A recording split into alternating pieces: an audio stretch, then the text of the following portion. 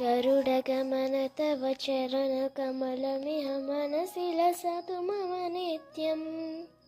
गरुडगमन तव चरणकमलमिह मनसि लसतु मम नित्यम्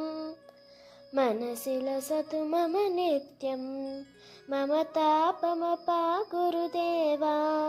मम पापमपाकुरु देवा जलजनयन विधिसमुचिहरण मुख विबुध विनुद पदपद्मा जलजनयन विधिसमुचिहरण मुख विबुध विनुद पदपद्मा विबुध विनुद पदपद्मा मम तापमपाकुरु देवा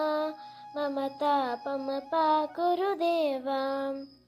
भुजगशयन भव मदन जनक मम जनन